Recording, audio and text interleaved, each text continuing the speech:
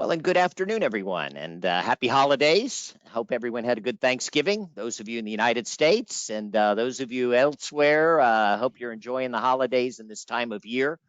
Delighted to be presenting our December iteration of the MPF webinar series. We're going to be talking about information governance and what every managing partner needs to know about this increasingly important topic. Got a great panel assembled. And welcome everybody. We'll chit chat for a bit and begin the program right at the top of the hour. So between now and then, we have a few minutes to kill. Uri, how are you doing over there? Good to see you. Thank you, John. Good to see you too. I am doing well. Looking forward to today's program. Well, and always we thank you for your participation and helping us pull these together and moderating these programs. Ella Gower. Ella's coming to us from Walnut Creek, California. How are you doing today? Hi, John. Good. Thanks for having me. It's a beautiful sunny day here in California, so ready to talk information governance today. Stop making us all jealous. You got your big fancy window and your big fancy view, and the sun is out. It is gorgeous today out here, that is for sure. Ella, thank you so much for doing this. Ella's the managing partner, 50 lawyer firm, 3 offices in California, based in Walnut Creek. So Ella, so glad to have you with us. Joining Ella from Miller Starr, that's the name of their law firm, is Andy Hoedt. Andy's the executive director, and as true to technology, everything doesn't work perfectly. So he's with us in spirit and through audio, and we're working on that camera. Andy, how are you? Doing well. Thanks for having us today, John. And I hope to get my camera up here soon so everyone can see me. We want to see you. You can't hide. We want to know what you're doing, and hopefully that'll fix itself very, very shortly. Rob Mattern. Rob runs Mattern and Associates. He's in the Philadelphia area. Rob, how are you doing? Okay, I'm doing fantastic, John. Looking forward to talking about information governance with Miller Starr. Aren't we all? I mean, that's why we're here. And how's the weather in Philadelphia, Rob? I'd say typical December 1st, about 40 degrees, sunshine, not as nice as Ella's, but kind of what we're used to around here. We go swimming in this kind of weather in Philadelphia. Boy, you Eagles fans are a hardcore bunch there.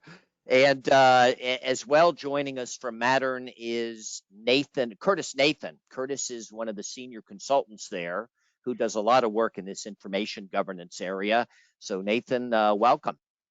Thank you. Yeah, glad to be here and glad to talk about this exciting topic. And where are you today? I'm also in Philadelphia today. So I'm typically, my home base is typically in Houston, and but hey, year-end company meetings, so we're all regrouping today. Beautiful. Well, I'm in Atlanta, and you mentioned Houston, and I got to talk about the World Series, right? Because the Atlanta team finally won a championship. It's been a long, long time, and the city was really excited about it. I hadn't noticed. Well, block that out. Uri says I say too many politically incorrect things on these webinars. Oh, this is good. So, talk sports, John. Sports is good. Sports is safe. Sports is safe. Don't ask John about politics. Nobody asks John about politics. We are at the top of the hour, so this is a good segue into a new topic, which is information governance. And welcome, everyone. This is our 25th edition of the MPF webinar series that we've introduced since COVID sent us all home. And we decided this month, we do them monthly, we would tackle what every managing partner needs to know about a pretty daunting topic, information governance. And it's gotten really, really important as firms become more high tech, more remote working. So we have a great panel that works closely on this issue. We'll introduce them and then dive right in. So welcome, everybody. Welcome to today's program. Uri Gutfreund, I say partner in crime, but Uri says that's politically incorrect. I'm not supposed to say that. So Uri, good to see you, as always. I'm Adam Bell. Nice to see you. Uri is the national practice group leader, law firm practice group leader at Risk Strategies, and I run the Remsen Group, these managing partner conferences as well. Our guest speakers, we have 4 on today's program. Usually we have 1, 2, maybe 3. So we've got a lot of experts gonna talk to us on our topic today. Ella Gower. Ella's the managing partner at Miller Starr Regalia. And Miller Starr is a 50-lawyer firm, California-based. And Ella, so glad to have you on today's program. We really appreciate it. Glad to be here. Thanks, John. Anything I missed? Anything we need to know about Miller Starr at this stage that you'd like folks to know? No, I mean, we are just a mid-sized law firm based out of California, and we do all things real property related, all real estate focused, boutique real estate firm. Very interesting. And how long have you been the managing partner, Ella? I have been the managing partner for 4 years, and I've been with the firm for 15 years. Excellent. Well, thank you so much for your participation in today's program. Andy Hoedt is the executive director at Miller Starr Regalia. And Andy, how are you doing out there? Oh, I'm doing great. Thanks for having us today, John. Our pleasure. We're looking forward to what you all have to say about this topic and how you tackled it at your firm, lessons you might pass along to managing partners at other mid-sized firms. We have 88 folks registered for today's call. Joining us as well is Rob Mattern. Rob is the founder and the president of Mattern and Associates. He's out of Philadelphia, does a lot of work with big law and more work with mid-size and smaller firms. Rob, welcome. Glad to be here, John. Excited to talk about information governance along with Nathan and how we work with Miller Starr and other mid-sized firms in helping them solve that problem. And Rob, Mattern's been around how long? And we'll talk a little bit more about what exactly you bring to law firms, but how long you been around as a we started in 1997, so we're coming up on 25 years. So relative upstart. Rob, so glad to have you. So glad to have you with us. Rob participated in a webinar a couple of months back. You can see our archive on the website. So glad to have you back, Rob. And joining Rob is, hang on, Nathan, I jumped ahead on the slides, Nathan Curtis, who gets in the trenches. Nathan, welcome. He's out of the Houston area, but at Mattern headquarters in Philadelphia today. So Nathan, welcome. Thank you. Yeah, glad to be here like the rest of the panel. Well, everybody's bios, you can get them on through your console. Go to webinar if you want to learn more about our panel. Believe me, they're all experts on our topic. They wouldn't be here. So thank you for those introductions. We will jump right in. A few announcements about what we got coming up for next year. We're going to carry on with our webinar series. They've been really popular. Hey, Andy, you're there. I made it through. Yay. Gotta love technology. So we're going to carry forth with these webinars on the first Wednesday. We got our newsletter rolling out, and hopefully toward the end of the year, next year, we'll present some live conferences. We got them on the calendar. I've got red asterisks next to them because who knows if we'll have another variant. But our leadership conference, our signature event, is the first Wednesday, Thursday in May here in Atlanta, and hopefully we'll see many of you there. John, it's such a great event. That is such a great event. 100 managing partners, elbow to elbow, talking best practices. There's nothing like it. I really hope we have it this year. Really.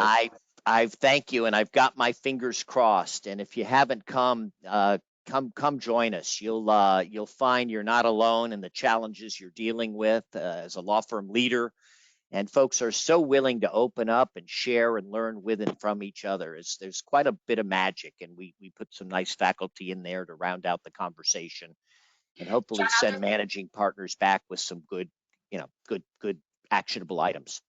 John, I was just going to say, in addition to the panelists that you guys put on that are outstanding, the MPIs are really just such great part of that conference, and where I come back with ideas and I get to share and learn from colleagues who are the same size or around the same size. It's great. Well, Thank you, and hopefully we'll meet in person in early May, and then we do a fall symposium which attempts to drill down on a topic in Chicago. We had to go virtual on both of these programs in 2021, so hopefully they'll be back. Stay tuned. Hope to see many of you in 2022. This virtual I just mentioned, our 2021 version, we were all set to go in Chicago, pulled the plug at the last minute. But if you're interested in the on-demand recording, the handout materials, you can find them on our website. But that was, I think we had 140, 150 managing partners from around the country. So check that out if you're interested. We talked about succession planning. We like to kick these programs off with the response when you registered survey results. 88 law firm leaders, what every managing partner needs to know about information governance. We're going to cover it all in the next 50 or so minutes.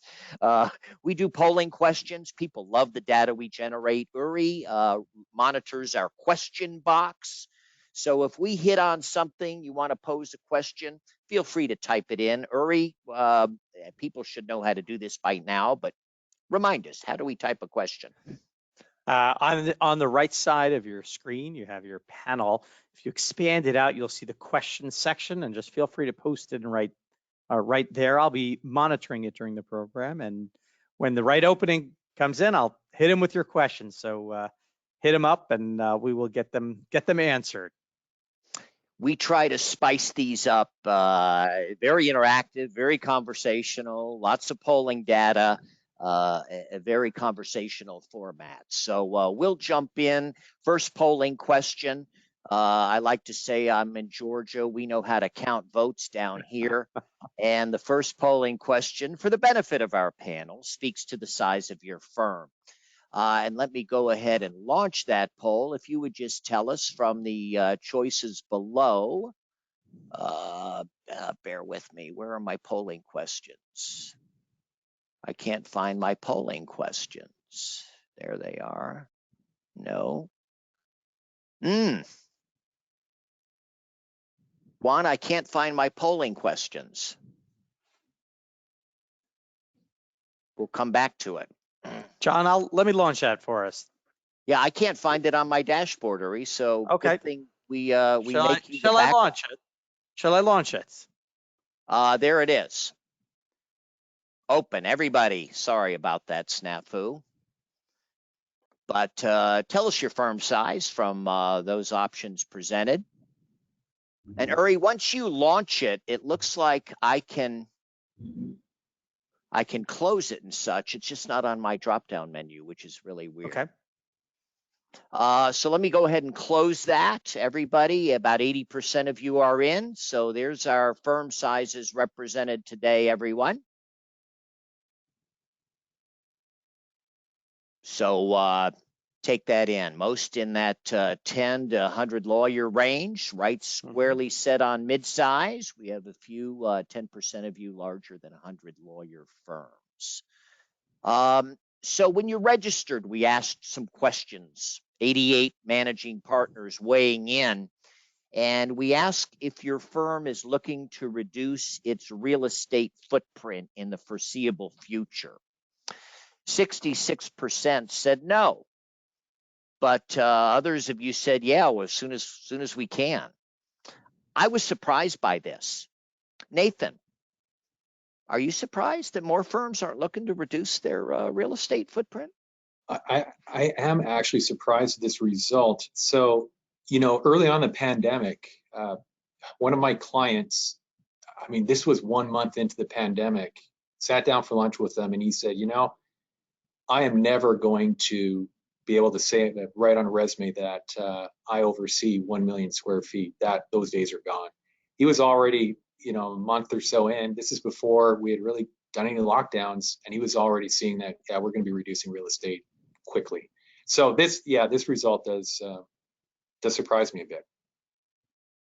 And Uri, you and I were talking a little bit about this earlier this morning, and the fact that some firms with cheaper commercial real estate available to us are going in the opposite direction and taking advantage of this soft market to bring on more office space. Yeah, more. Now I'm in New York, so in New York, of course, we're at a very high rate to begin with, but a lot of firms or some firms are taking advantage of it and either doing one of two things, taking more space for more people, or reconfiguring their current space, knowing fewer people will come, but they're making more into meeting rooms, and meeting rooms are generally larger than the smaller standard offices, so they're redoing their space. And the prices are coming down, so it's not costing them more. So yeah, interesting. The buyer's market. It's a buyer's market, and you wonder if they're, Exactly. anticipating growth, more bodies, Mhm. or if they are increasing their square feet per lawyer, square feet per employee. Because the trend has been toward downsizing long Yep. before COVID came along. And interesting. Does your firm currently have an information governance policy in place? Here's what you all told us. About 30% say, yeah, we have a policy, but only 2/3 of those that have a policy adhere to it. A lot of us are working on our policy. Rob, does this surprise you? Not really. You look at the numbers at work in progress, 43%, and no. So that's roughly, 70% of firms don't have something in place. Some are working on it. Again, half of that. But and the fact that only like 20%, 18% are strictly following, that's about what we see out there. Okay, and if anything, it's a little bit on the high side. So I think it's a pretty good representation. Nathan, what do you think? Yeah, I agree. And the interesting thing here is that work in process, that bar, what we oftentimes see is firms languish there for many, many, many years. Yeah. Well, And, it means no. It means no. Yeah, it's the answer that makes them feel good. No. Hey, Ella, from where you sit, does this surprise you that more firms don't have policy and those that do aren't complying with it fully? I'm not super surprised. I think, most firms are a work in process. And I think it is something that we're going to talk about today that continues to evolve. And I think we've learned that through the pandemic of what an IG policy may have looked like pre-pandemic is going to shift during and post-pandemic. So I think work in process is probably appropriate for most firms. And Andy, you're plugged into the firm administrator community a bit. So are you surprised by what we see here? No, I think this checks out, from what I understand from other administrators. And, really that strictly followed being the minority sounds about right. For the most part, it's a work in process and, something that you have to adapt, as Ella said, to the ever-changing world we're in with COVID. So yeah, this checks out. I think this sounds about right. Well, it seems like technology is always a work in process. Just when you think you've updated and you've got it set, you're obsolete. So, okay, John, I think one point, if you asked this question 2 years ago, prior to the pandemic, I think you would have seen still 18% people, 18% strictly following, but the rest of the firms saying no or, not even in progress. I think if anything, if there's a bright spot to this whole pandemic, and again, I want to make sure that's politically correct saying that, is that firms have started focusing on the whole digital transformation. And the IG policy is critical. We've been saying all along that COVID's really accelerating a lot of these changes that have been coming at us. The remote working, the hybrid model, technology, a lot of this stuff was coming at us before COVID, but COVID certainly helped move it along and put it higher on our priority list. This speaks to record retention schedules. Does your firm have these in place? 44%, yeah, paper and electric. 30% paper only. Curtis, let me go to you. What say you about this data? Right. So I'm a little surprised at how many report, including paper and electronic, and maybe it's because in our industry as consultants, we see people reaching out for help, for assistance in this area. So we tend to see a lot more of those who haven't fully migrated to current state or what should be current state. So I'm pleased to see such a high number. That is where firms should be. They shouldn't be treating electronic differently from paper. A record is a record regardless of the format, and needs to be governed as such. Okay. And we finally asked when you registered, is this an important part of your strategy going forward in next year? And 83% said yes, it is. That's probably why most of you are here. But we talked about how this is really coming on the radar screen, and firms are starting to act on it. So with that, John, interestingly here, if you go back to that last slide, so 17%, it's not part of their business strategy, but this one, yeah, there we go. 17% not part of the business strategy, but a few slides earlier, 18% are fully in compliance, strictly enforced with their IG policies. So I just saw a bit of a correlation there between those two numbers. Probably those 18% being strictly followed, not part of our business strategy because we've hit that out of the park and we're rolling along smoothly in that area. Just a guess. Interesting. Well, this is.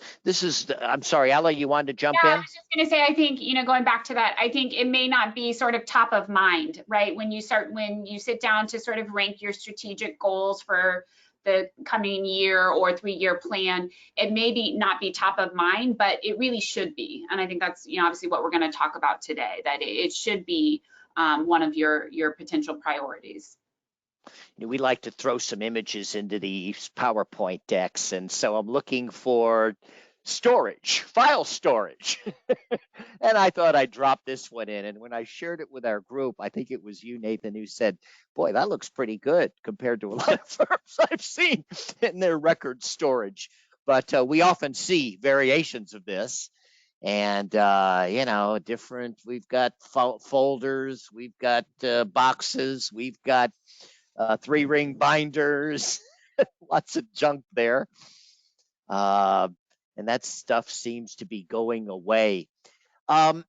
So just as we get started, just to give us some context, Rob, tell us how Mattern helps mid-sized law firms step into this topic and do something with it.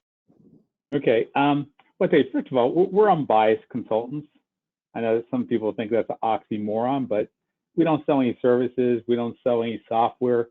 We strictly sit on the client side of the table and help them improve their records and information governance, office services, and administrative services, whether they're in-house or they're outsourced. And Rob, go ahead. Now, how do you get paid?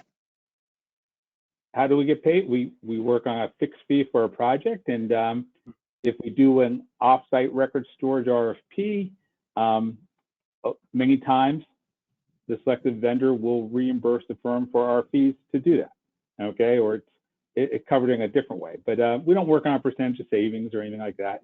We like to work everything on a fixed fee. And Rob, you guys have traditionally done a lot of work with Big Law, the AmLaw 200, and are starting to see more and more activity within smaller, mid-sized law firms in this kind of space. Is that fair to say? Absolutely. They have a need. They don't have the expertise in-house. We're able to, through doing these types of projects over the years, we have a really excellent system in place to attack that, put that policy in place, and the retention schedules, and also to run the RFP, that the whole thing is cost effective for smaller firms. Okay. Well, we're glad to have you guys with us and your expertise today about thought leadership and helping managing partners be more effective and impactful in their very challenging roles. And so this is where we're going, right? With the servers and the laptops and the remote working and such should probably look a little more like this anymore. We're finding most mid-sized firms have, in fact, moved all, if not good chunks of their data to the cloud. And before we jump in and get our conversation rolling, our second audience polling question, people love these, and this is a check all that apply. And Ella, you talked about this, and what was the impetus for you to focus on this and make it an important part. And as we present where pressure might be coming from and ask you guys to pick all that apply, Ella, where was the pressure coming that you decided at your law firm that we were going to tackle this stuff?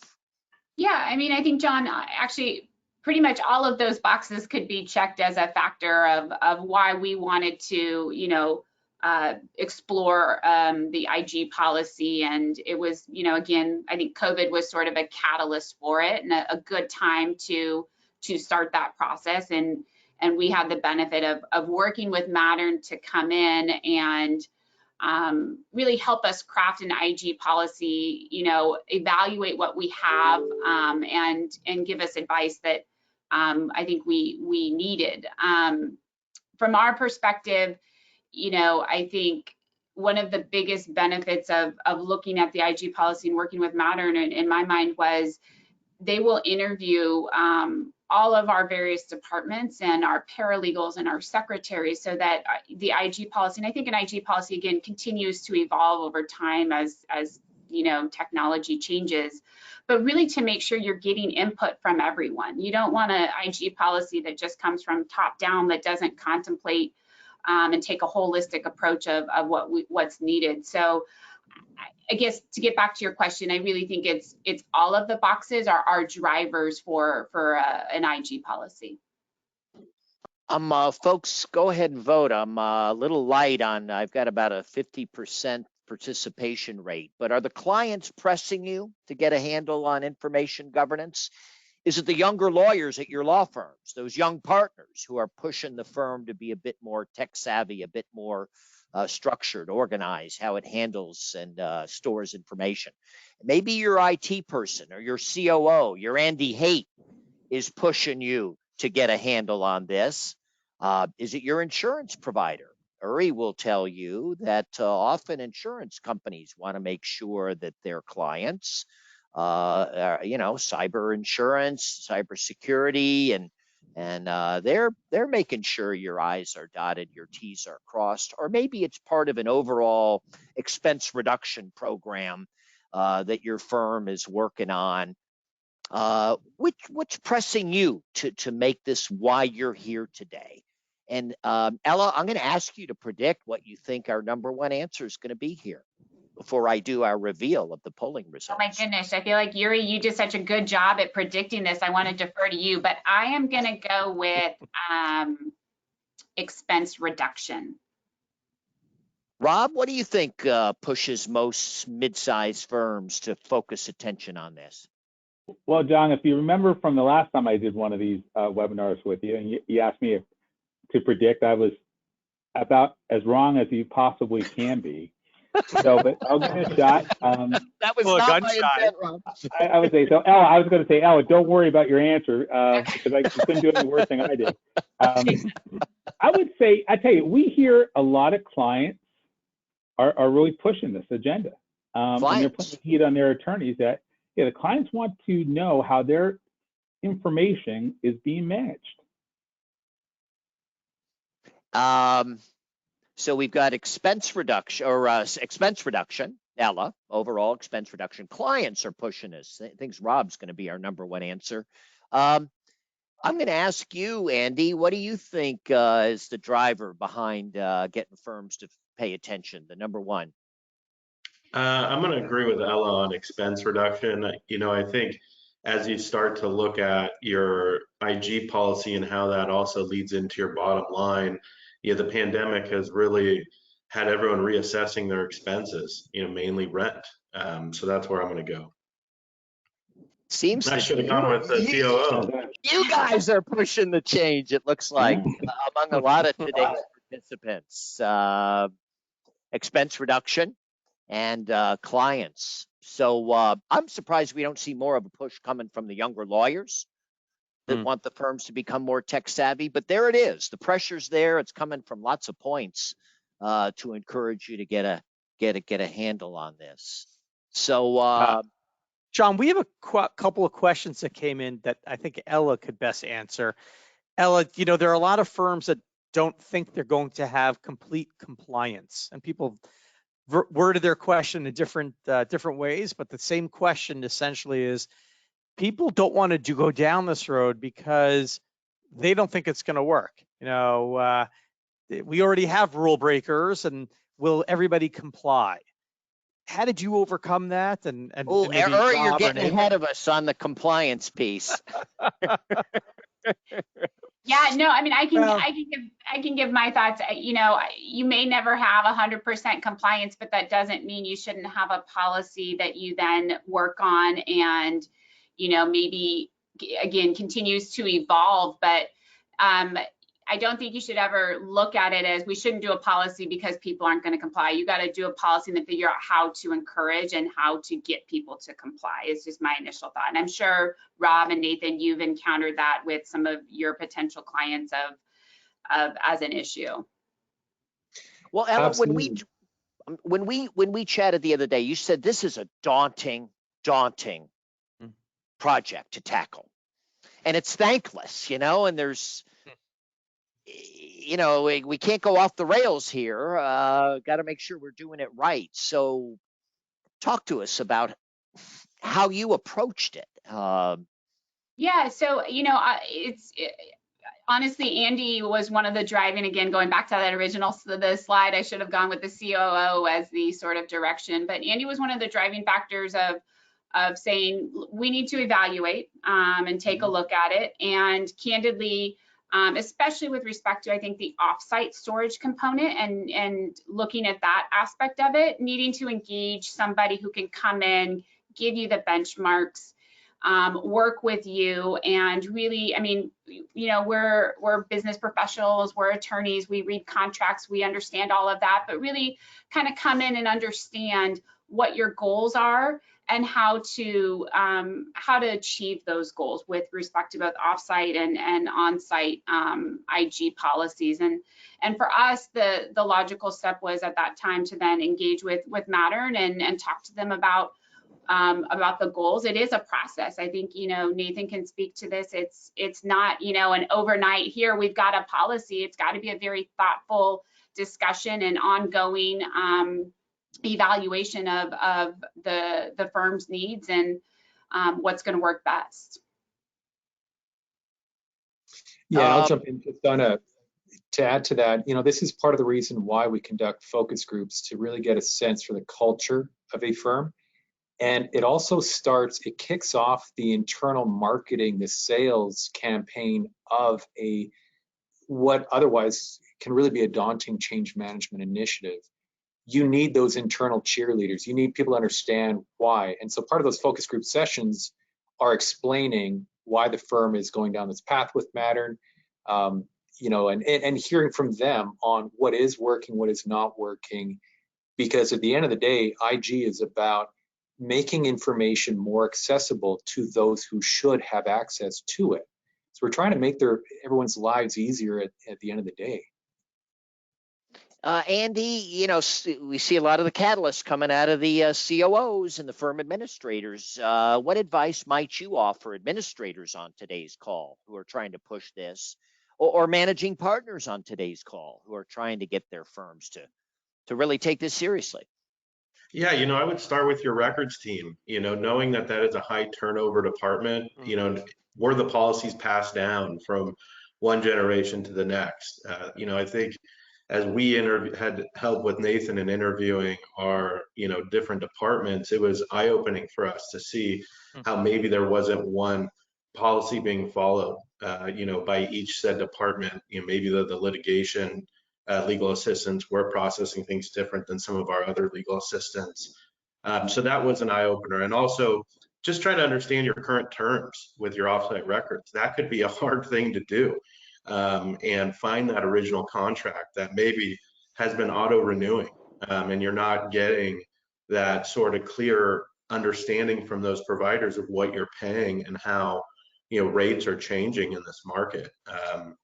I would start there and then reach out to Mattern. They were experts in this area on both sides, the IG and the offsite records, and we don't have the expertise in-house to really get down to that, or the time. And so it's really beneficial to have a partner like Mattern who could really get down to the weeds on both of these projects for us. Now, how far are you all into this at Miller Starr? When did you start taking this on? Are you starting to see those expense reductions that you were looking for? The efficiencies that you were looking for? We started in the spring of 2021 and have gone through what we have as a drafted IG policy, and we're implementing with, as Nathan said, a steering committee, really to help with the buy-in across across the firm. And that is an initiative for 2022 to now implement that policy. And we've got best practice and an idea of where we're going, as well as negotiating our offsite records contract. And Nathan and Rob helped us lead an RFP that lasted through the summer, and into the fall. We were getting best and final, and we're now in the process of getting better terms with our offsite records. So we are about a month away from achieving those savings. And I'd say all in all, it was about a 6-month project, start to finish for both. And you mentioned a steering committee, lawyers and non-lawyers both on that committee, or? Yeah, we've got a little bit of everyone from the firm. We've got some paralegals, some shareholders, HR, as well as IT involved, and really to make sure that as we implement this policy in 2022, that we've got the structure in place to keep it going, and really, make sure that when we make this change, that there's buy-in across every department. And it's really been great. We've gotten awesome feedback from folks in the firm saying, it's so nice to be asked about my day-to-day and to give my perspective. And I think that's really going to help as we implement this policy, as they now know this project is coming. And were these folks volunteers, or were they appointed, or how did you establish the committee? Because I think that's a great way to implement some change, is through such a kind of a task force or committee. How'd you select the members? Ella and I kind of sat down and looked at, what members would be great for this committee. And we did know, we wanted to have some perspectives for folks who have come from other firms. We've got a great history at our firm and a lot of longevity, but we also wanted to see some perspectives of some recent new hires that we had. So we kind of built the committee, but in terms of the interviews, we really left it open to anyone who wanted to participate, and we had a lot of participation, which was great to see across the firm. Terrific. And Rob and Nathan, that's something you'd suggest that firms set up steering committees to work this through and get everybody's input? Absolutely. These programs aren't created in a vacuum. If they are, they're set up to fail, really. The number one failure point in any change management initiative is not having an executive sponsor. You need someone engaged at a very high level, preferably the managing partner, and it's just someone that can clear those obstacles. And but the steering committee, they're appointed or volunteer to do a lot of the heavy lifting, and they're SMEs in each of their respective areas. It could be a practice group leader here, it could be a paralegal from another practice area. But you need IT, of course. There's a lot of systems that need to be aligned. You also need someone from HR training, because there's going to be obviously a training component going forward, not just onboarding, but ongoing refresher training. IT is going to be involved in that piece too. So there's certain kind of must-have individuals or players that need to be incorporated. That steering committee, though, is absolutely critical to make the final policy decisions on what is formally adopted, but then carry out the action items in an easy to achieve method, right? You don't want this to fall on any one person's shoulders. It's already a daunting task. Why make it even more so? But yeah, it helps divvy up the workload there. And Ella, were you on your committee, your firm steering committee? Yeah, I think from my standpoint, I'm asking people to spend some of their time, and absolutely, I think I have a 3-person executive committee, but I am the representative on the committee, and I think we've got an outstanding committee set up. Would you have done it differently? Knowing what you know now. Yeah, when you started on the project.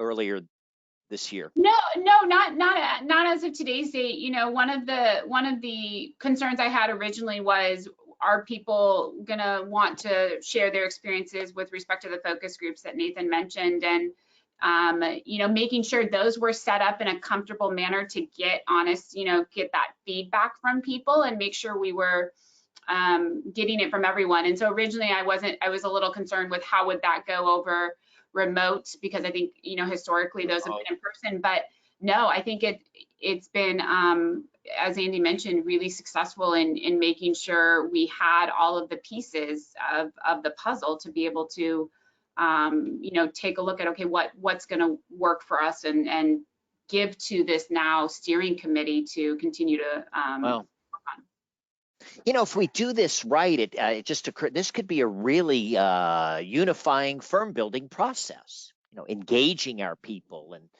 in terms of how we want to, you know, work together going forward. It is not uncommon for me to find during these focus groups that the end users, and I'm including lawyers in that statement, but people have a lot of angst as it applies to their DMS and keyword search capabilities, and how, you know, these document management systems just throw out far too many results. They can never find what they're looking for. The nomenclature used, the taxonomy, file structure, and why? Who was it that ever came up with this idea for file naming? I don't agree. They were never involved, and just involving and including them engages them. I mean, just that act alone. And then, you know, you take it a step further, and they actually do have a say in the final output, the final product. Well, you've gained some buy-in right there. Okay, not from absolutely everyone, but you've moved the needle a tremendous amount just through inclusion. It's a big part. And I can't walk into a new client and just assume I know how they operate because of my experience. Every law firm operates uniquely from the next.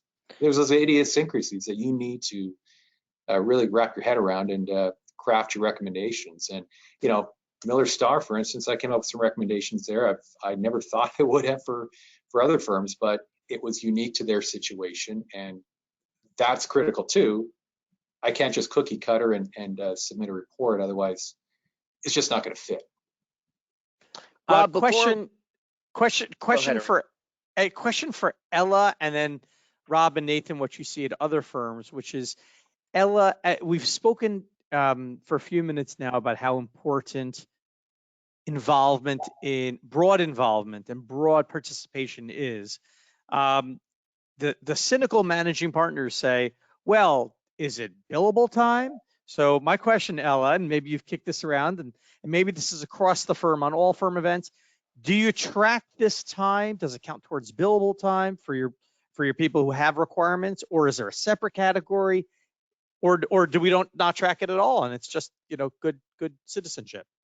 Yeah, no, great question. For the attorneys and paralegals, it's not billable time, but they track it as non-billable time. And we have a really active group of attorneys and paralegals and a number of committees and opportunities to get involved. So it is part of just good citizenship. But I think, again, people are excited to be part of that process. It's not more of like, oh, another thing on my list to do. It's more of, okay, this is great. This is in the best interest of the firm.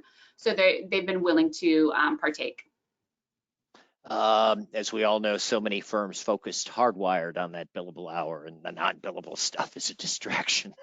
But Rob, is there anything on this slide that we need to know about before we jump forward? No, I think it does a pretty good job outlining the steps and the what's required. You know, aligning the firm systems critical, okay, and that's part of the process too. And again, it's not going to be an overnight type of implementation. It's really we keep on throwing out the word daunting, which has somewhat of a negative connotation. But it's a big project. But you know, interesting, in PingHawk this morning, there was a reference to a Deloitte study that found that higher maturity companies, in regards to digital transformation, have a higher revenue growth and net profit margin than firms that don't.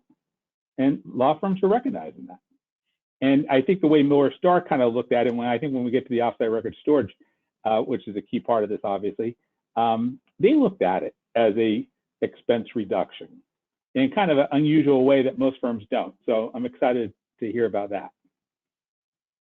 Excellent. Let me throw out another polling question to our audience, which is what would you perceive to be among the most significant hurdles implementing an IG policy at your firm? And we give you a list, check all that apply. We don't have enough time and energy to draft up the policies. We're not going to have enough time to implement whatever it is we come up with. There's no sense of urgency right now. We just don't have the money, or boy, the lawyers just don't like change. They kind of like doing things the way they like doing things. And this is going to lead us to a conversation about compliance, Uri, and lawyers and support staff who just don't want to adapt to the policies. And go ahead and vote, everybody. Click all that apply. And Ella, you've been there. What was your biggest hurdle to implement? So, I think what the response may be is attorney pushback to change may be the biggest check mark there, is my guess, or concern over attorney pushback to change is going to be most likely the most significant hurdle. But I think we just heard if we do this right, we can get them on board early and they become champions of this project because they've been involved in preparing it. Yeah, I do think it's you can overcome it, but I think before you get started, that's always a concern with potentially exploring a project like this is are we going to be able to get the buy-in? And so there are the steps to help to ensure you can get the buy-in, but I think most people will say it's attorney pushback will be the initial significant hurdle. And Rob and Curtis, where are you seeing the biggest challenges on the implementation side? Well, where I see some of the initial client concern to launch such an initiative is in the attorney pushback concern. Where I see it evolve into is, okay, now we've got this IG policy crafted, we've got the framework, now we're ready to start executing, and let's get rid of some of our paper. It suddenly becomes a lack of budget because they don't realize just what fees go into their offsite, their ability to dispose of some of the offsite holdings. So for me, it starts and ends in different spots depending on which component we're focusing on. Change management, controlling the chaos a little bit. Curtis, you want to, or I keep calling you Curtis because you got two first names. I'm used to it. Nathan, anything you want to call out on this slide? Yeah, look, change management, I mean, it's this I can see being a true concern for a lot of firms. I get it. This is what we do and at Mattern. So we understand the components that help firms move the needle on that change management piece and get them closer each day to the finish line. So I understand there's a lot of moving parts. There's a lot of time involvement, but that is one area we can help with. But as I mentioned earlier, a lot of firms that have tried to go down this path, they fail really early on. They fail by not having an engaged and enthusiastic executive sponsor. They don't include all the practice area representative from practice areas. And when I sit down and conduct these focus groups, Ella and Andy will attest to the fact that I don't want your best example of someone who works digitally and is supportive of these initiatives. I want to see the spectrum. I want to see the worst ones, the ones that will absolutely dig their heels in. I definitely want to sit down and speak with them, but I want to see the other side of the spectrum too, and everything in between. I really want to understand and hear what their concerns are, their challenges, and not many firms, when they engage in a change management initiative, will take that time to sit down with those folks and listen. And that's just, it's a missed opportunity. And it's almost you're doomed from the start. I mean, what we're seeing, is firms merge and laterals, and we're seeing all these different ways of doing things all combined. And how do we untangle it, find best practices, and implement firm-wide policy procedure around a bunch of stuff? Easier said than Mobility done. is a whole subset to IG that, yeah, it's a big topic, and there's solutions out there for just that technology that's been developed just for that component. It's that could be a whole webinar in itself. Is Mattern mobility. Hey, Andy, from your seat, how did implementation go? Was there pockets of pushback? I have to say, we took the opportunity that the pandemic brought us, which was more electronic, more hybrid working environment. And so, going into this project almost a year into the pandemic really helped us with that buy-in, because we weren't, if we were to do this pre-pandemic when everyone was on paper and you're used to going to your mailbox to get those documents, now you're going to your inbox and you're getting those scanned to you from our mail and copy room. And that's where it starts. And so I think we really brought this forward because of that timing. And that really helped with, the lack of pushback, because now everyone's going, oh, I've been working remote for a year. This is great. I'm comfortable. I've got new habits. And we wanted to really, follow quickly behind and say, well, let's develop those habits for the future of our IG policy. And let's make sure we don't lose traction on this that we've gained through working remotely. I remember chatting with one of your counterparts at a similar size firm as you all in the Midwest, and the poor COO would drive around and deliver a 3-ring binder each month to each partner. The pre-bills. John, the pre-bills. It was the pre-bill. That's and then he'd drive back around and pick them all up. It's like, geez Louise, doesn't sound very inefficient. Hopefully they're not doing that anymore. But, lawyers like their paper, and it's hard to teach old dogs new tricks. I find I duplicate. I have paper and electronic, and I can't let the paper go. I just have a hard time with it.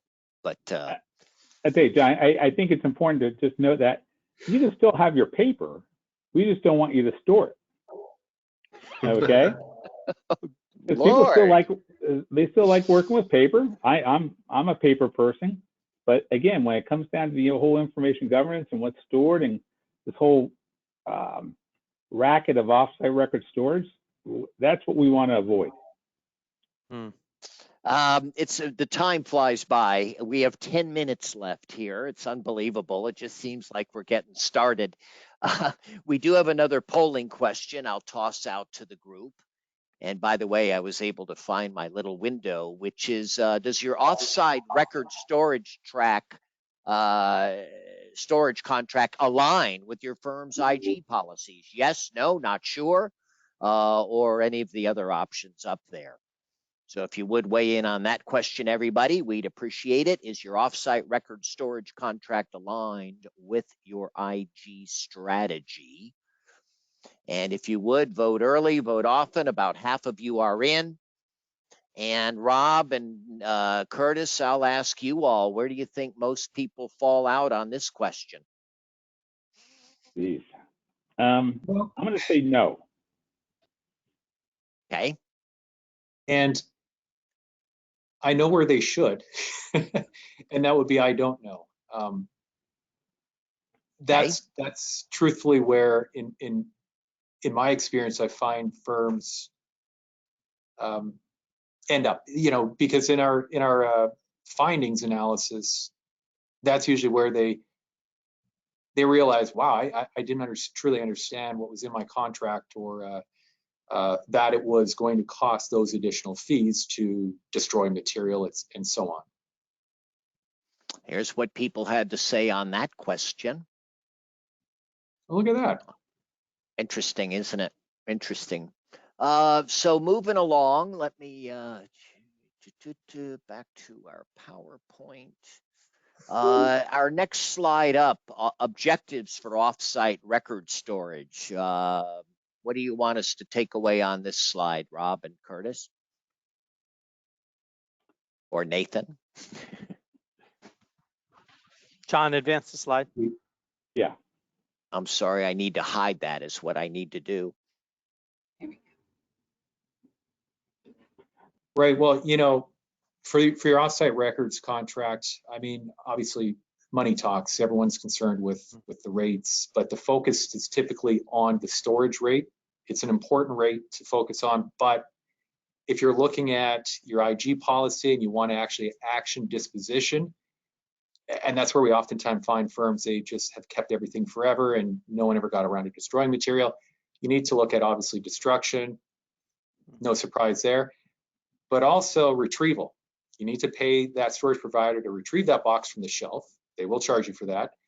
And the world's largest storage company also now, as of this year, started billing for a handling fee on top of the retrieval fee.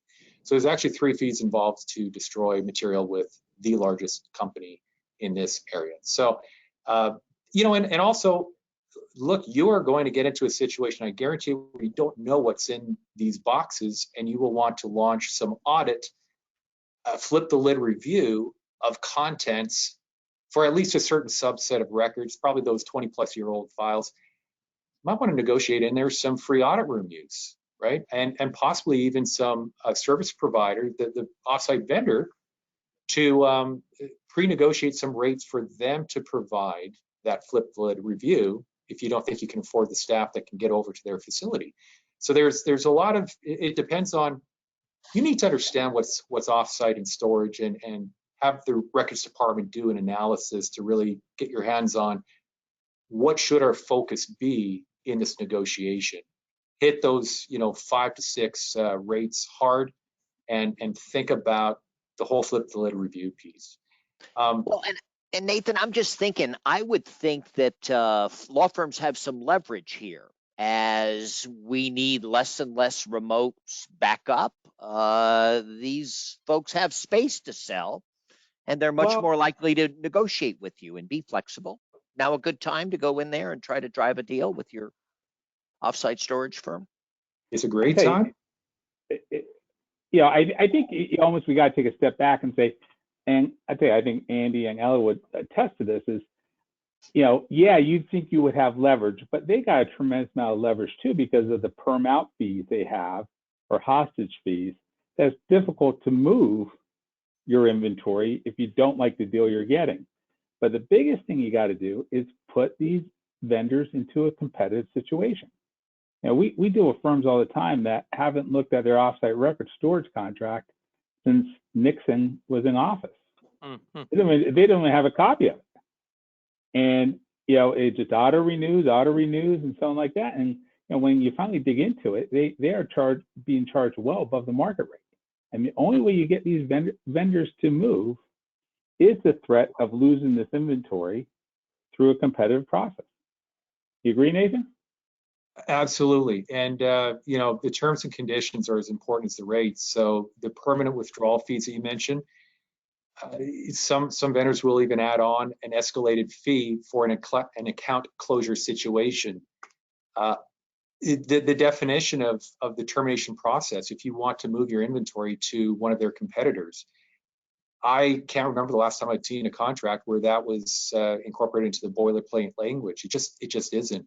So those are some of the items that we force the providers, frankly, to inject into their agreements, so that we have well-defined how many records will they release per day per market. You don't want to be caught in a years-long transition situation at the point at which that provider, who knows they're losing your business, can, and this is very typical in their boilerplate agreements, increase your rates by an undetermined value with just 30 days notice. So every month they can increase your rates by whatever they feel like, while they're holding your records hostage for a 3 to 4 year transfer. You need to get the terms and conditions dialed in, and that's really what we focus on as part of, you know, the rate negotiation. I tell you, the thing with Ella and Andy, I think that was the biggest surprise, right? Not the whole information governance, but the offsite record storage situation. Yeah, it was a big surprise, the perm out fees. And, not to mention that, we keep saying hostage situation, but the amount of boxes they would be willing to move in a transition on a daily basis, it's unlike any other contract. You go and get a new software for an accounting system, the date you're paying for it, the date you're dropping off the old provider. That's not the case with offsite records. There's a time where you'll be holding two contracts in a migration of your inventory. And, that's just, again, coming back to that hostage situation. You don't have control over this sort of a transition. And if you don't create a competitive landscape in an RFP, they're not going to be willing to negotiate. And that's really the leverage you have, is to say, we're looking and we're going to take our inventory elsewhere if you don't get the terms in place that we need. And I would just add, besides offsite storage, it's also your shredding, right? Are you properly disposing of your materials on site? And so that's part of that evaluation as well. Rob, I'm just curious, do most state bars regulate records retention and all this? Or is it Supreme Court? Who is, setting the rules? And does it vary significantly jurisdiction by jurisdiction? There are variances between jurisdictions, and state laws or something like that govern that. You know what I'm saying? I tell you, there are some like industry standards that are good guidelines, but again, they're specific to jurisdictions, and that should be checked out. No doubt about it. Nathan, anything you want to add to that? No, and aside from, yes, you can go down quite a few rabbit holes on that topic and do some nth degree research. There are some very specialized firms that do nothing but. They have teams of attorneys and paralegals that spend every hour of their working day researching nothing but that topic, and even offer an online portal where all your retention schedules and the approval audit trail is incorporated. So if the firm's ever called out for nefarious actions by some adversary, you have everything really buttoned up there. And we work with this firm quite a bit on these engagements for clients that want to go down that rabbit hole but don't have the time. You can outsource that piece. Ella, from what's the biggest reason why a managing partner needs to pay attention to this, in your opinion, Ella? I mean, I think it's just it's the wave of the future. You need to know where your information is. You need to know how it's being disposed of, where it's being kept, that you're in compliance, all of those factors we've talked about. And really, with the limited time we have and sort of the need for somebody with an expertise on this, if you don't engage a consultant like Mattern, you're starting in the negative to try to even just get up to a baseline. You don't know what the benchmarks are. You don't have that information that is really essential for working on these issues. We've been ending these, this kind of a new wrinkle, these webinars with our, words of wisdom, MPF observations, lessons learned.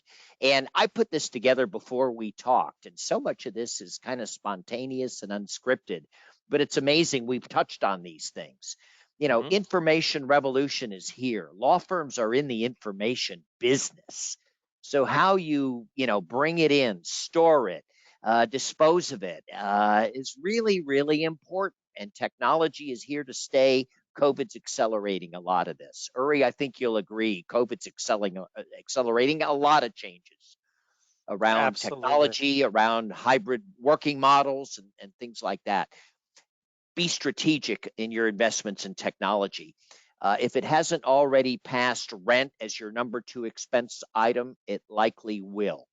Staff, technology, office rent, technology is really jumping up in terms of importance among your expense items. The training piece, we talked about that.